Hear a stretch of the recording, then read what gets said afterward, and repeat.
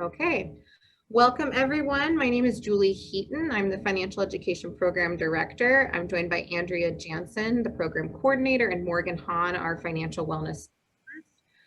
We are going to talk a little bit about the future of student loans today. This is a quick overview of what's new with federal student loans, and we're also going to discuss federal student forgiveness.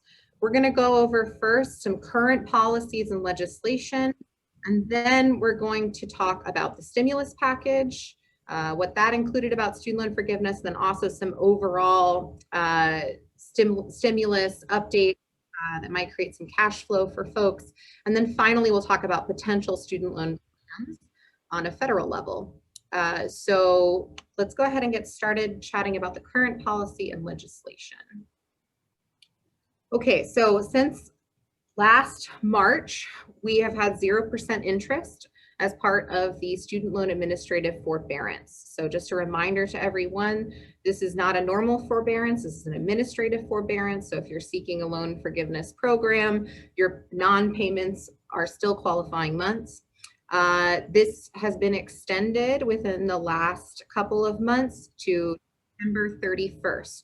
So you do not need to make payments until September 31st. And 0% interest is extended to that date. The executive order passed by President Biden pushes it back to that deadline, end of September. Keep your ear to the ground on if it's going to be extended again as well.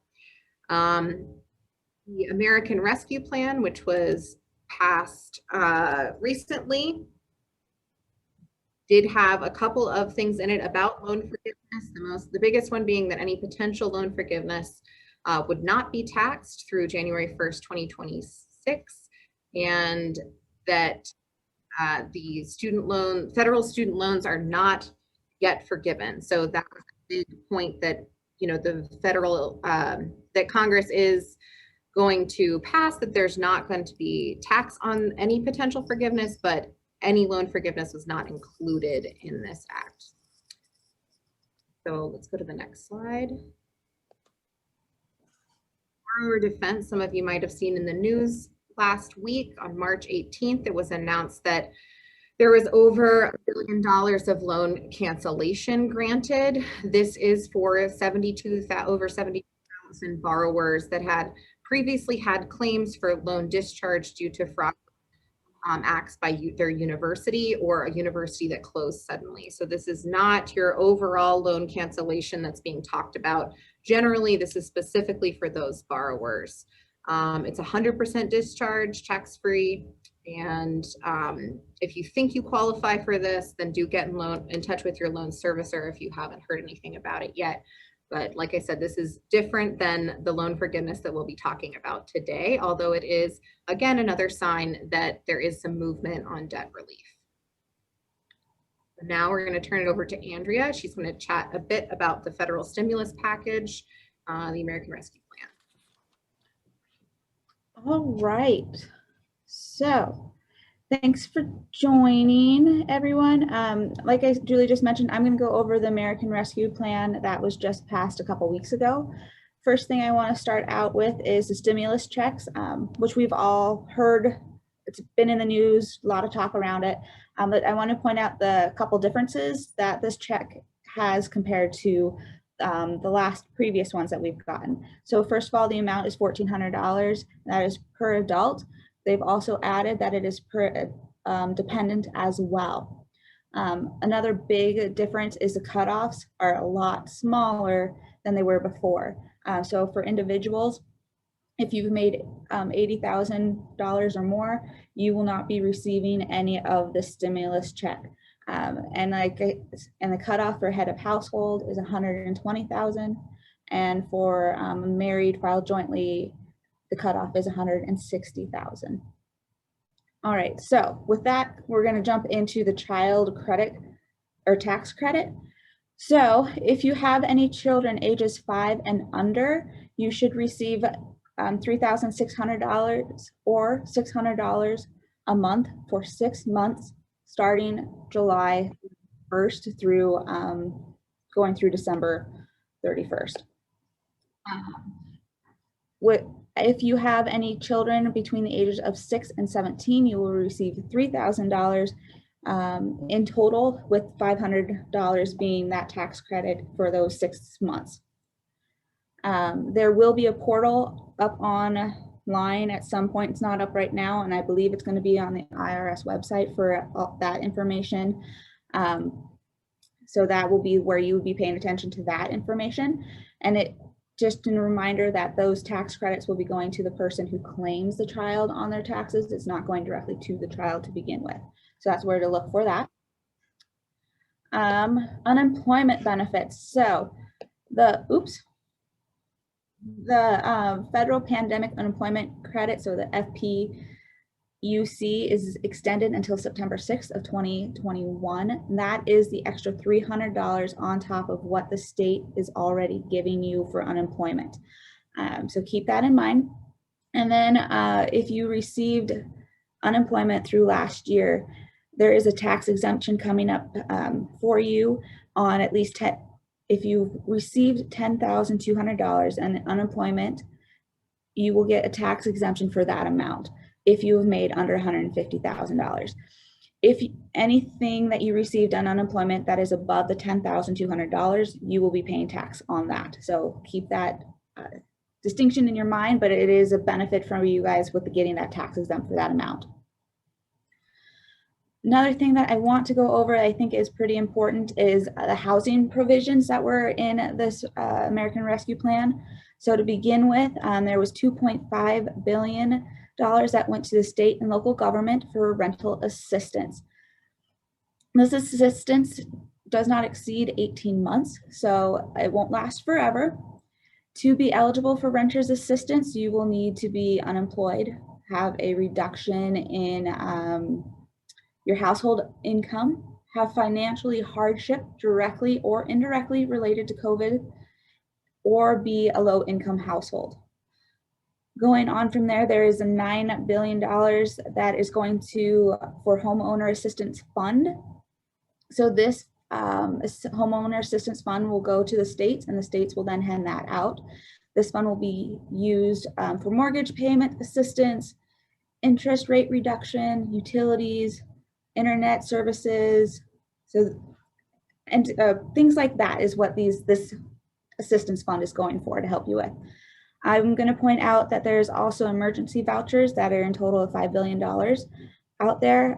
This assistance, this can go towards any college students who are couch surfing, who are homeless, going from apartment to apartment or a friend's house to another friend's house. These students can take advantage of these emergency vouchers. So there is aid out there. So if you know anybody in that situation, please let them know that there is help out there for them in this emergency vouchers. And then the last thing is more towards our students here at the university. It's the Emergency Student Supporting Fund. That is what, under the Coronavirus Response and Relief Supplement Appropriations Act, that's a long one, the Emergency Student Fund Supporting Fund has been made available to students. The Financial Aid Office has awarded these federal funds to these students that are eligible for it. It could take a couple days to see the award hit their accounts on CyberBear. I know that there are a couple out there already, but definitely check your CyberBear account to see if you've gotten any relief fund, emergency relief fund. There is also emails going to be sent out to the student's address notifying of the disbursements after the student accounts have gotten that taken care of. So that is what I have about the stimulus plan that just passed. And now I'm going to pass it off to Morgan to talk about some things that might be coming down from the White House and Congress.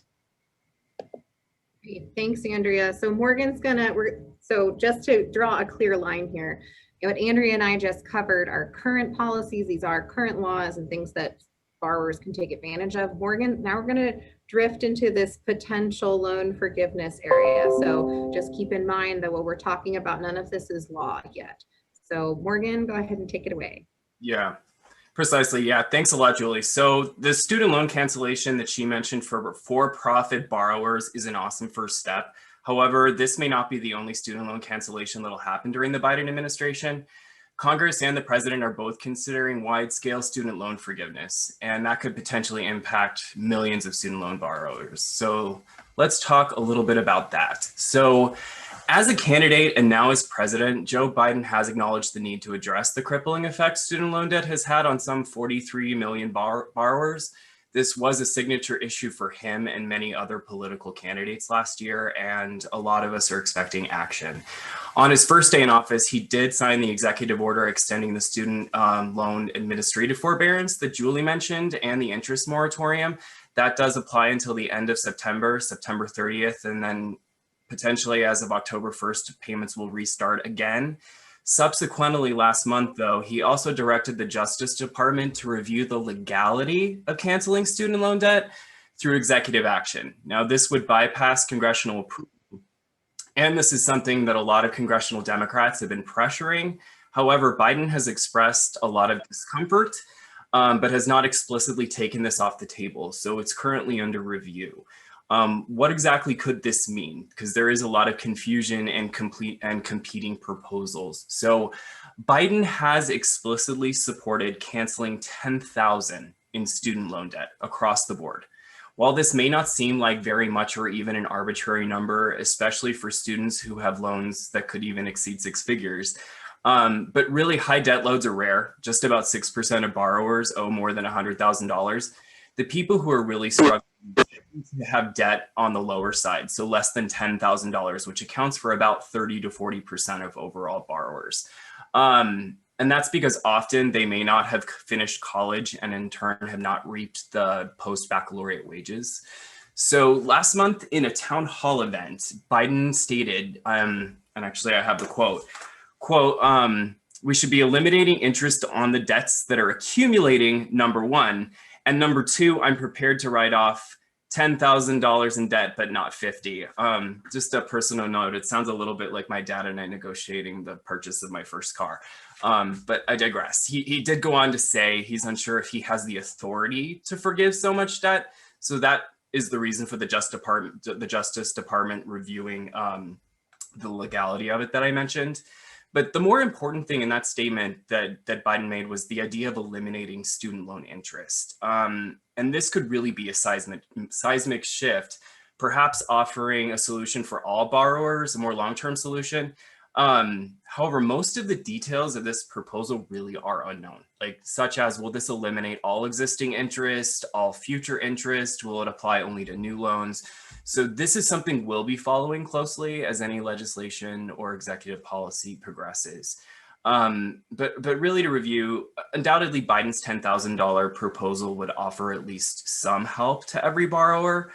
Further, it would completely eliminate the debt of about 30 to 40% of all borrowers. But his plan is perhaps not as wide-reaching as other proposals. So as we move into the next slide, we're going to talk a little bit about what we're hearing from Congress. So on this end of the spectrum, student loan borrower advocates and progressive lawmakers in Congress have really taken the lead in the national conversation about student loan cancellation. Notably, Senators Bernie Sanders, Elizabeth Warren, Majority Leader Chuck Schumer, and others have been lobbying the Biden administration to enact broad student loan debt cancellation.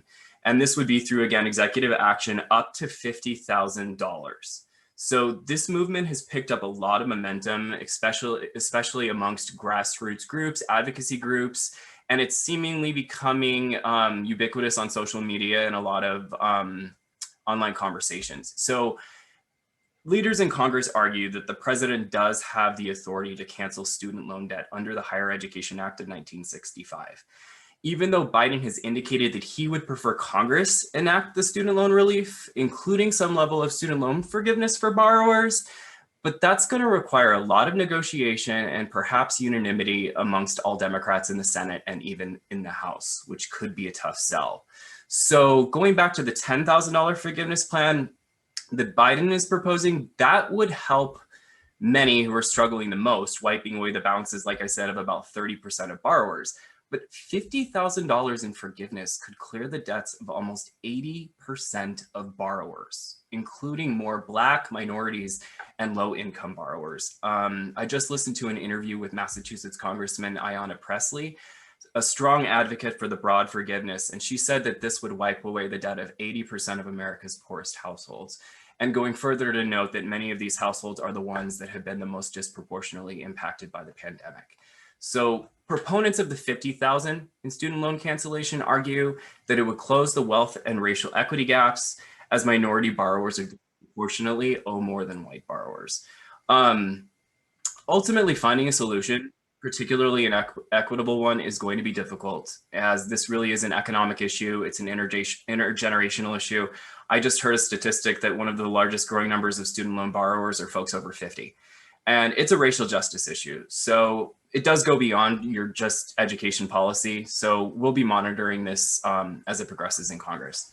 But really, in conclusion, neither of these completing plans have become law. And the debate to cancel student loans will undoubtedly continue. So therefore, don't expect a wide-scale student loan cancellation now. Additionally, borrowers, for borrowers to get student loan forgiveness or to get all of their student loans forgiven, there's undoubtedly going to be some metrics that are taken into play. It's more likely that Congress will limit who qualifies or how much student loan forgiveness there will be when it might come. So if Congress cancels student loans or the president cancel student loans, that is really still undecided. So right now on our end, we really recommend continuing your individual repayment plans or borrowing plans based on current policies, because really, as neither proposal right now is guaranteed to come to fruition. As I mentioned, we're going to continue to monitor these developments, and I will have a quick plug right now to go to our social media accounts. We are on Instagram, Facebook, and Twitter at Financial Ed. And that's all I got for this section. Great, thanks, Morgan. So just some reminders on this. Where are we getting this stuff? Where can you see some of the in detail plans behind some of this information that we're getting? So our main resources that we try to direct people to, other than sort of op-eds out there, which can be helpful, there are the Biden administration higher education plan. The link is there on the screen. And then also the What You Can Do for Your Country Act of 2019 was introduced to the House in 2019, and it gives us an idea of what potential loan forgiveness could look like, an act in the House could look like. Biden has said that he's going to try and push something like this through the House. So take a look at that, see what you think. One of the things I will note about the What You Can Do for Your Country Act is that it did include all federal student loans, including those older FFEL loans that some people might be familiar with, given prior to 2010. So for some of the finer print, go and check out those two resources. Also, we're not going to cover the details of public service loan forgiveness right now, but we do offer a monthly workshop through the financial education program that goes into detail on eligibility regarding public service loan forgiveness, income-driven repayment forgiveness, and teacher loan forgiveness, which are all currently active student loan programs. So if you have any questions about that, or you want to meet with us one-on-one, all students, alumni, and faculty and employees are welcome to meet with our office one-on-one. We'll look at your student debt, come up with plans, talk about potential